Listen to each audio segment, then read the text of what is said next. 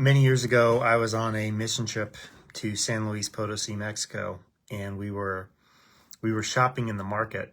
And one of the little shops that we went up to had like a ton of movies, like VHS. So if you have a VCR, that you could use it. If you don't know what a VCR is, you should look that up. But they had this. It was this little shop that had VHS tapes. And one of those VHS tapes was the movie Armageddon, late 90s, I think, late 90s, maybe early 2000s, I think late 90s. And it was the movie Armageddon. And I remember, I don't know, it was like $1 or something like that. And I remember being really excited about that. We got home, and at some point after we got home, I put it in the VCR and hit play. And it was the movie Armageddon that had been filmed in a movie theater. So someone went to the movie Armageddon with a camcorder or something. It had to be a camcorder. And they they filmed the movie Armageddon that was being played in the movie theater. And one of my favorite things about that tape, and I'll bet I probably watched like 20 minutes of it or something. But one of my favorite things about that tape is you could, like, if something funny happened on the screen, you could hear like all of the people in the movie theater laughing. Right? It was kind of like a movie with a laugh track, only the laugh track wasn't a part of the movie. The laugh track existed because someone was filming and recording the movie in the movie theater. So you could hear people laughing, you could hear the crowd response of people watching. And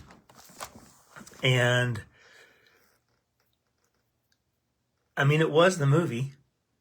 It was a version of the movie, but it wasn't the movie. The quality was very poor. It just wasn't the real movie. It had things added to it that, while humorous, detracted and took away from the movie itself. So the focus wasn't on the movie. The focus was on all of the people responding and reacting to what was being watched on the screen. Galatians 1:6-7 says, "I'm shocked that you're turning away so soon from God, who called you to himself through the loving mercy of Christ. You're following a different way that pretends to be the good news, but is not the good news at all. You're being fooled by those who deliberately twist the truth concerning Christ." A fake, counterfeit gospel is not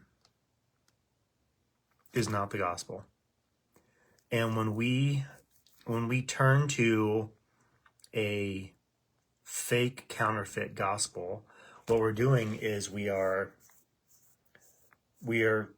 abandoning the true gospel, because it's something that we're adding to. It's not the real thing. Like, as much as that, and I might still have this VCR tape. I should maybe dig through my boxes of stuff in the basement. Like, it was a photocopy of the cover of the movie Armageddon.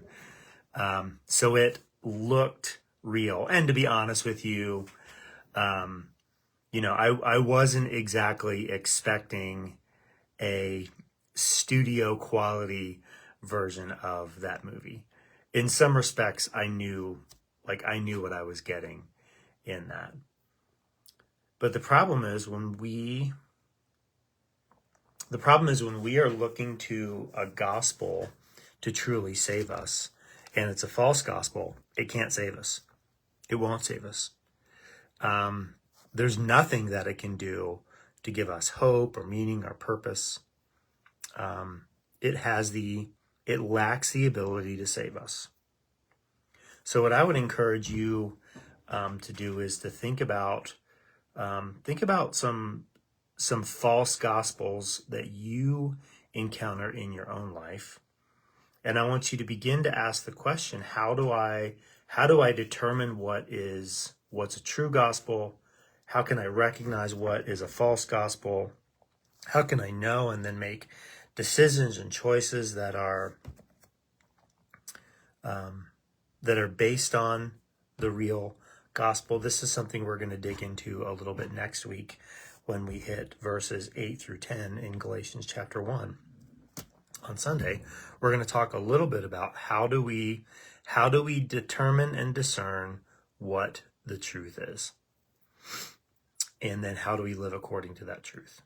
Because the reality is we're all living in accordance with the gospel that we believe, that we really believe.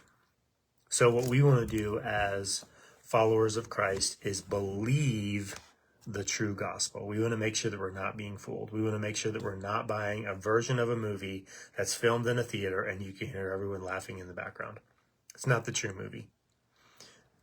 We want to believe the true gospel and recognize that a false gospel is not just something that's taking away from the true gospel, but it's something that's very dangerous and will eventually lead us astray by our belief in it. So I love you, praying with you, praying for you, and we'll see you again soon.